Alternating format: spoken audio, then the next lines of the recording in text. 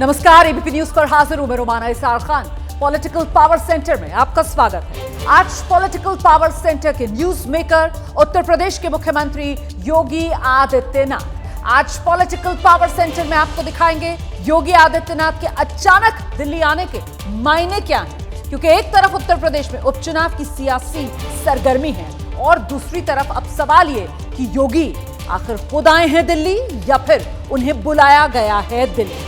और इस वक्त अब बड़ी खबर जो आ रही है उसके बारे में आपको विस्तार से जानकारी देते हैं। प्रधानमंत्री आवास पर प्रधानमंत्री से मुलाकात के लिए सीएम योगी आदित्यनाथ, उपचुनाव और उत्तर प्रदेश की विकास परियोजनाओं को लेकर यह चर्चा संभव।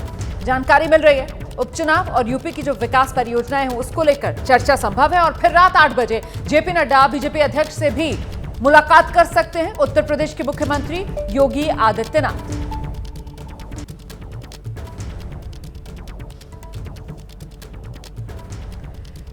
तो प्रधानमंत्री आवास पर ही यह मुलाकात होनी है, योगी आदित्यनाथ और प्रधानमंत्री नरेंद्र मोदी की यह मुलाकात। लेकिन सवाल इस बात को लेकर है कि आखिरकार अचानक उत्तर प्रदेश के मुख्यमंत्री योगी आदित्यनाथ का यूं दिल्ली आना और ये मुलाकात करना, आखिरकार इसके मायने क्या हैं?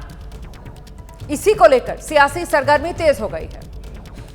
हम सीधे आपको लेकर चलेंगे। हमारे साथ हमारे सहयोगी मनोगे लोईवाल इस वक्त मौजूद हैं और जरा जानते हैं मनोगे लोईवाल से क्या जानकारी मिल रही है, कितना वक्त बीत चुका है इस मुलाकात को और आखिरकार ये मुलाकात और इस मुलाकात का एजेंडा अब कुछ साफ हो पा रहा है मनोज्ञा क्या? देखिए रोमाना, आपको एक बात बता दूं, 30 मिनट से ज़्यादा की मुलाकात हो चुकी है। यूँ तो इसे शिष्टाचार भेंट कहा जा रहा है। दीपावली का मौका है। प्रधानमंत्री नरेंद्र मोदी से इस समय मुख्यमंत्री उत्तर प्रदेश के योगी आदित्यनाथ, ये पहला मौका है जब 4 जून के बाद इस तरह से वन ऑन वन मुलाकात कर रहे हैं। मुलाकात तो बहुत हुई है, मंच पर, मीटिंग्स में, कई ऐसी बैठकों में साथ में बैठे भी हैं, लेकिन ये पहला मौका होगा जब इस तरह से शिष्टाचार भेंट हो रही है लोकसभा चुनाव के बाद। अब पहली भूमिका ये हो जाती है कि अब विधानसभा के उपचुनाव होने हैं, 9 सीटों पर होने हैं।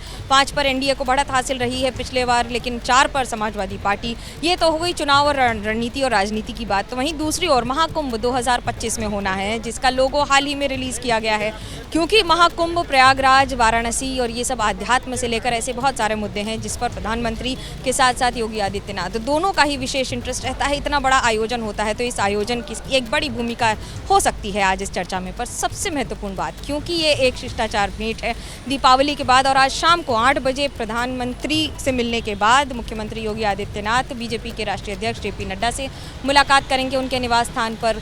अधिकतर ऐसा होता है, ऐसा देखा गया है कि दीपावली के बाद नेता आते हैं अपने सूबे से, मुख्यमंत्री हो या फिर बड़े नेता हो, लेकिन क्योंकि योगी आदित्यनाथ आ रहे हैं और 2 बड़े नेताओं की मुलाकात है तो चर्चा संभव। बहुत शुक्रिया आपका मनोगे लोईवाल इस तमाम जानकारी के लिए। कुछ और जानकारी मिलेगी तो दर्शकों के साथ हम जरूर साझा करेंगे। फिलहाल हम आगे बढ़ रहे हैं। अगली बड़ी खबर श्रीनगर से है, जहां सीआरपीएफ बंकर पर बड़ा हमला हुआ है। बंकर को ग्रेनेड से निशाने पर लिया गया। ये हमला जो है वो ऑल इंडिया रेडियो स्टेशन के ऑफिस के बाहर जो सीआरपीएफ का बंकर, उसी पर किया गया।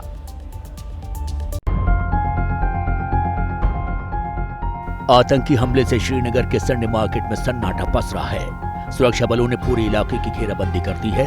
आतंकी हमला ऑल इंडिया रेडियो के ऑफिस के बाहर सीआरपीएफ बंकर पर किया गया। रिपोर्ट्स के मुताबिक हमले में 10 से ज्यादा लोग घायल हुए हैं। वहीं आतंकी हमले से मार्केट में दहशत का माहौल है। संडे मार्केट में इतने लोग होते कभी आज तक, जब मिलिटेंसी भी थी कभी नहीं हुआ है वहाँ। आज पता नहीं, किस्मती है हमारी। संडे मार्केट काफी क्राउडेड रहता है, बहुत, इसमें ओवर बहुत रश होता है, बहुत रश। इधर मुख्यमंत्री उमर अब्दुल्ला ने ट्वीट कर एक के बाद एक हो रहे आतंकी हमलों पर चिंता जाहिर की है। उमर अब्दुल्ला ने सुरक्षा तंत्र को मजबूत करने की मांग की है। तो वहीं कांग्रेस नेता रविंद्र शर्मा ने आतंकी हमले के बहाने केंद्र सरकार पर हमला बोला है। रविंद्र शर्मा ने कहा, घाटी में अभी भी आतंकवाद मौजूद है, जिसे खत्म करने के लिए केंद्र सरकार को पूरी ताकत से काम करना होगा। चुनी सरकार बैठी है और हम देख रहे हैं कि लगातार 5वां 6ठा हमला है। गंभीर चिंता का विषय है कि क्यों ऐसी घटनाएं बढ़ रही हैं, जबकि केंद्र सरकार के दावे थे कि हमने जम्मू कश्मीर को नॉर्मल कर दिया है। दरअसल जम्मू कश्मीर में उमर अब्दुल्ला सरकार के गठन के बाद आतंकी हमले तेज हुए हैं। अक्टूबर में 5 आतंकी हमले हुए, तो वहीं नवंबर में अब तक 2 हमले हो चुके हैं। और क्या महाराष्ट्र के चुनावी घमासान में अजीत पवार किंग मेकर की भूमिका में होंगे? ये सिर्फ एक सवाल नहीं है, ये दावा है। मानकोट शिवाजीनगर से प्रत्याशी हैं नवाब मलिक। अजीत पवार की एनसीपी के ही नेता हैं, वो ये दावा कर रहे हैं। नवाब मलिक मानखुर्द शिवाजीनगर से पर्चा वापस लेंगे या नहीं, चर्चा अभी जारी ही है। इस बीच नवाब मलिक ने अजीत पवार को लेकर नया दाव कर चर्चा का रुख दूसरी ओर मोड़ दिया है। महाराष्ट्र में कांटे का मुकाबला है, स्पष्ट बहुमत किसका हो जाएगा आज कहा नहीं जा सकता। तो एकदम कांटे का मुकाबला है और निश्चित रूप से बिना अजीत पवार की मर्जी के कोई भी सरकार नहीं बन पाएगी। नवाब मलिक का दावा इतना भर नहीं है। उन्होंने ये भी बता दिया है कि अब तक अजीत पवार की एनसीपी ने उन्हें पर्चा वापस लेने के लिए नहीं बोला है। अगर दबाव में अजीत पवार आते तो मुझे चुनाव में एबी फॉर्म जारी करते। कहीं ना कहीं कोई दबाव में नहीं है। महायुति गठबंधन में सीट शेयरिंग के तहत मानखुर्द शिवाजीनगर सीट एकनाथ शिंदे की शिवसेना को मिली है। यहां से शिवसेना के बुलेट पाटिल उम्मीदवार हैं, लेकिन नवाब मलिक की उम्मीदवारी ने गठबंधन की टेंशन बढ़ा दी है। और उधर उत्तर प्रदेश में समाजवादी पार्टी ने पोस्टर पॉलिटिक्स का नया चैप्टर खोल दिया है। 27 के सत्ताधीश, जुड़ेंगे तो जीतेंगे, इन तमाम नारों के बाद अब पोस्टर पर आया है पीडीए वाला नारा, चर्चा में है। ये यूपी में छिड़े पोस्टर वॉर की सबसे नई तस्वीर है। पोस्टर पर साफ लिखा है, मठाधीश बांटेंगे और काटेंगे, पीडीए जोड़ेगी और जीतेगी। इस पोस्टर के निशान पर कौन है और संदेश क्या है, समझना मुश्किल नहीं। कहीं ना कहीं उत्तर प्रदेश में हो रहे उपचुनाव के बीच समाजवादी पार्टी लगातार नए नए नारे दे रही है। मठाधीश बांटेंगे और काटेंगे, पीडीए जोड़ेगी और जीतेगी। समाजवादी पार्टी के महाराजगंज के नेता अमित चौबे के द्वारा ये पोस्टर लगाया गया है।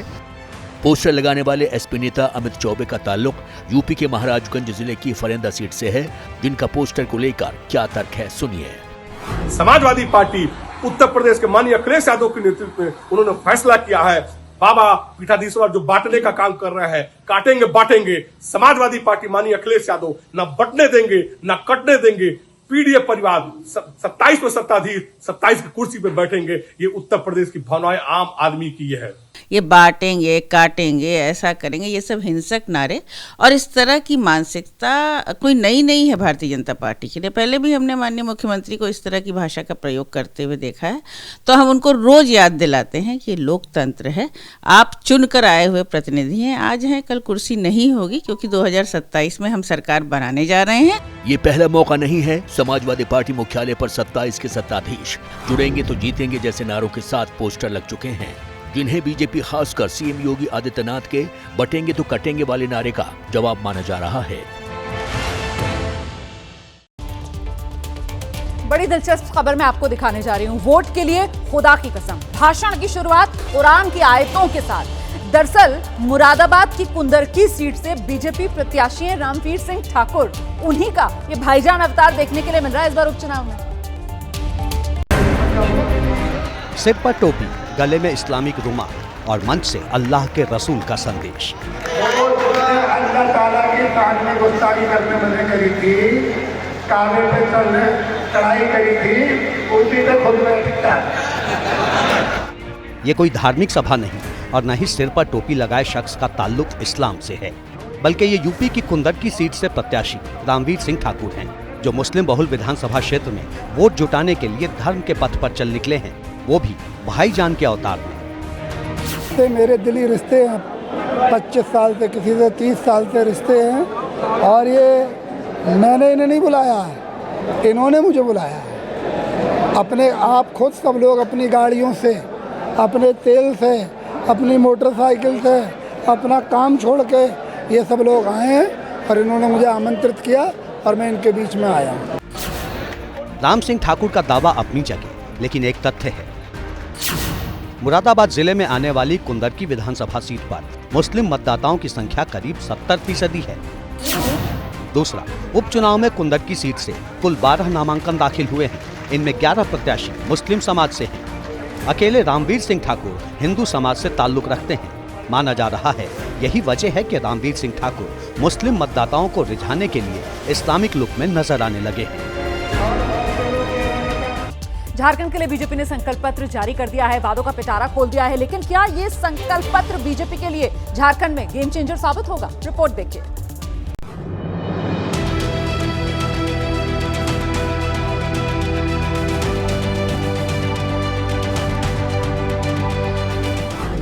हरियाणा में जीत की हैट्रिक लगाने के बाद बीजेपी की नजर झारखंड पर टिकी है, जहां हजारों कार्यकर्ताओं की मौजूदगी में आज गृह मंत्री अमित शाह ने बीजेपी का संकल्प पत्र जारी किया तो पूरा मैदान भगवा ब्रिगेड से पट गया। लेकिन जहां एक तरफ बीजेपी ने संकल्प पत्र जारी किया, वहीं दूसरी तरफ अमित शाह ने एक के बाद एक इतने हमले बोले कि झारखंड का सियासी पारा चढ़ा दिया। कि आकंठ भ्रष्टाचार में डूबी हुई सरकार चाहिए या विकास के रास्ते पर मोदी जी के नेतृत्व में चलती हुई भाजपा सरकार। अमित शाह ने पेपर लीक से लेकर जमीन धांधली और घुसपैठ सभी मोर्चे पर हेमंत सोरेन सरकार को निशाने पर लिया। बेरोजगारी से त्रस्त युवा, पेपर लीक से त्रस्त युवा आज भाजपा में आशा की दृष्टि से अपना भविष्य ढूंढ रहे हैं। कि पूरे देश में सबसे ज्यादा करप्ट सरकार अगर कोई एक प्रदेश में है तो झारखंड में। और इस बार बीजेपी ने संकल्प पत्र में जो वादे किए हैं उसमें गोगो दीदी योजना में महिलाओं को हर महीने 2100 रुपए हर 11 तारीख को देने का वादा है। 500 में सिलेंडर और 2 सिलेंडर दिवाली और रक्षाबंधन पर मुफ्त देने की बात है। हर गरीब के लिए पक्का मकान, बेरोजगारी से लड़ने के लिए युवाओं के लिए 5 लाख रोजगार का ऐलान, करीब 3 लाख सरकारी पद निष्पक्ष और पारदर्शी तरीके से भरने की तैयारी और हर स्नातक और स्नातकोत्तर युवा को प्रतिमाह 2000 रुपए का वादा बीजेपी ने अपने संकल्प पत्र में किया है। बीजेपी की कोशिश हेमंत सोरेन सरकार के सामने एक बड़ी लाइन खींचने की है। जोहार, प्रणाम। उत्तर प्रदेश के मुख्यमंत्री योगी आदित्यनाथ को जान से मारने की धमकी देने वाली महिला पुलिस की गिरफ्त में आ चुकी है। मानसिक रूप से कमजोर बताई जा रही है ये महिला।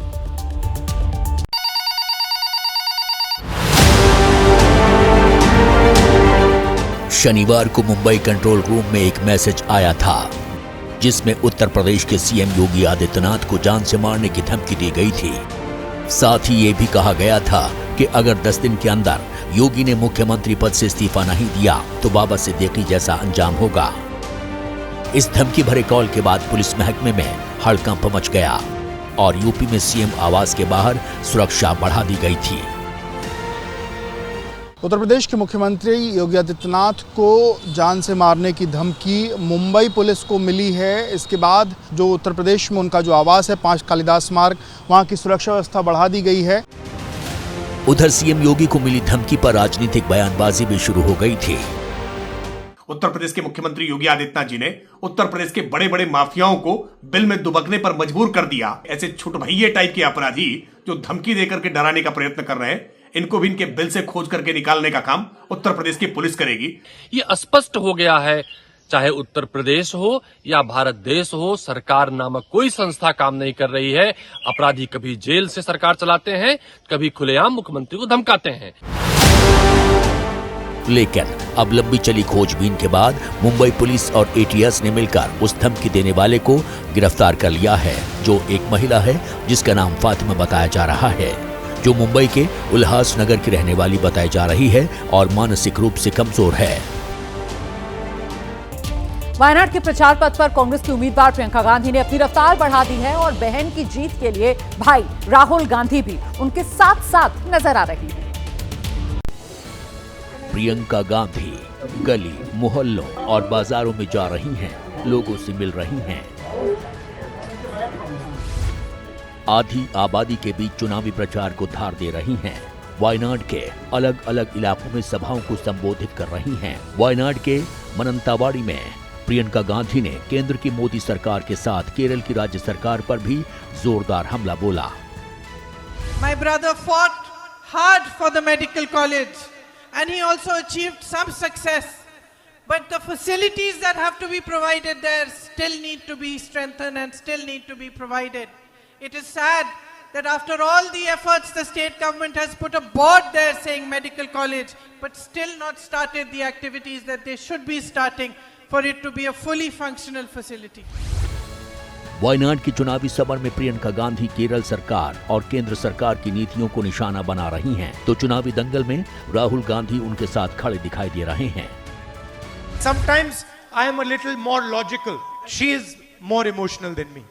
So I am confident that you now have the best possible MP that you could get. You're going to get the best possible MP. She is not going to let go of any problem that you put in front of her. Wayanad में 13 नवंबर को voting होनी है, यानी मतदान में अब सिर्फ 10 दिन का वक्त शेष है। ऐसे में चुनावी पगडंडी में सभी सियासी दलों की रफ्तार तेज है। छठ पूजा के लिए अलग अलग शहरों से बड़ी संख्या में लोग अपने अपने घर जा रहे हैं और ऐसे में रेलवे स्टेशन पर बहुत भीड़ देखने के लिए मिल रही है। कुछ तस्वीरें तो बिल्कुल हैरान करने वाली हैं। सूरत के उधना जंक्शन पर यात्रियों की लंबी कतार लगी है और भीड़ को संभाल रही पुलिस के हाथ में है लाठी।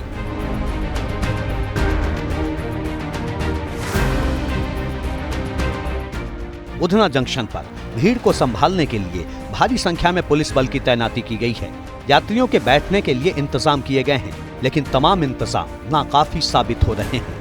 बच्चे साथ में हैं, बुजुर्ग साथ में हैं, उन्हें भी यहाँ पर काफ़ी दिक्कतों का सामना करना पड़ा है। लेकिन एक साथ में भीड़ जुटी होने के कारण यहाँ पर जो लोग हैं वो इस प्रकार से लाइनबंद कतार में उन्हें बिठाने के लिए मजबूर करना पड़ता है।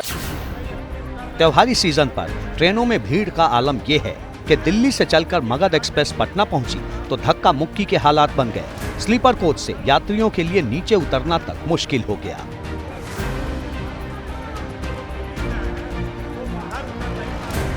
हाँ, बहुत परेशान। ये सीट उठ नहीं मिल रहा है, कुछ तब एक दूसरे का सीट पर बैठ रहे हैं आदमी।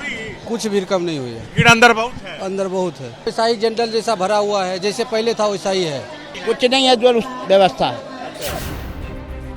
छठ पूजा से पहले ज्यादातर रेलवे स्टेशन और ट्रेनों का यही हाल है।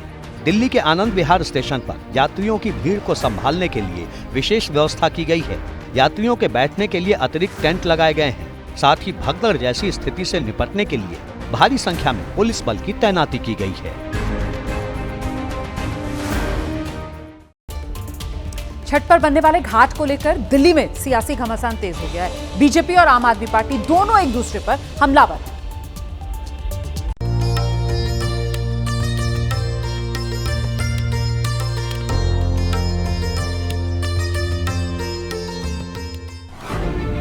छठ पूजा के घाट को लेकर बीजेपी और आम आदमी पार्टी के बीच रार ठन गई है।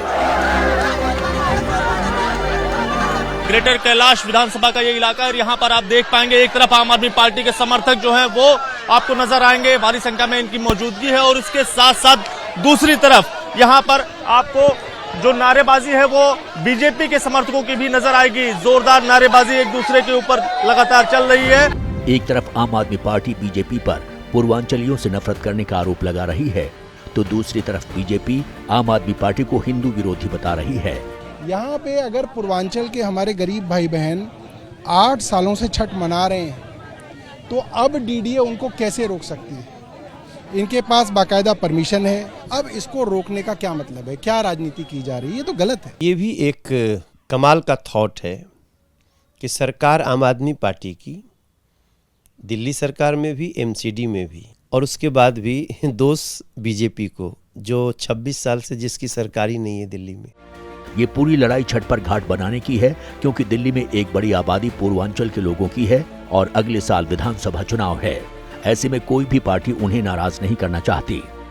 ये जो सतपुड़ा ग्राउंड आप यहाँ पर देखेंगे, इस ग्राउंड पर पिछले कुछ सालों से 2 घाट बनते हैं छठ पूजा के लिए। लेकिन सवाल बड़ा है कि छठ को लेकर हो रही बद इंतजामी के लिए कौन जिम्मेदार है? एक दूसरे पर ठीकरा फोड़ना अलग बात है, जिम्मेदारी लेना अलग। क्योंकि इस सियासी तकरार में सबसे ज्यादा नुकसान उनका हो रहा है जिनकी छठ जैसे पवित्र पर्व में गहरी आस्था है।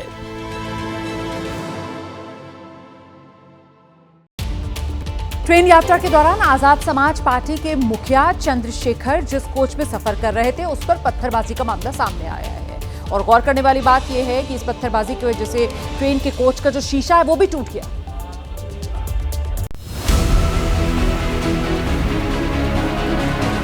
आजाद समाज पार्टी के मुखिया चंद्रशेखर आजाद के एक्स अकाउंट से शेयर की गई ये तस्वीर चर्चा में है। दावा है कि सुबह के वक्त जब वो वंदे भारत ट्रेन से कानपुर जा रहे थे, बुलंदशहर के कमलापुर स्टेशन के पास उनके कोच पर पत्थर फेंका गया, जिससे कोच का शीशा चकनाचूर हो गया। चंद्रशेखर आजाद ने पत्थर फेंकने की घटना की निंदा की है, साथ ही रेल मंत्री रेलवे से सख्त कार्रवाई की मांग की है। रेलवे की संपत्ति जनता की संपत्ति है, देश की संपत्ति। देश की संपत्ति की सुरक्षा करना एक जागरूक नागरिक का अधिकार है, कर्तव्य है। वहीं कानपुर पहुंचने पर चंद्रशेखर आजाद ने बटेंगे तो कटेंगे के नारे के जवाब में पढ़ेंगे तो आगे बढ़ेंगे का नारा दिया कि पढ़ेंगे तो आगे बढ़ेंगे। डॉक्टर बाबा साहब अम्बेडकर ने कहा था, शिक्षित बनो, संगठित रहो, संघर्ष करो।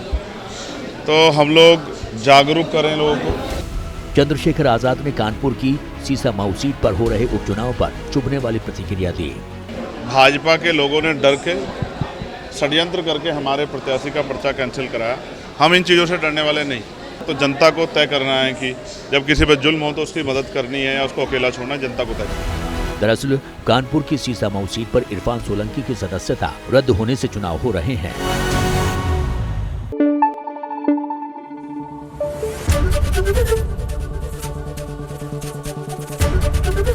एबीपी न्यूज आपको रखे आगे।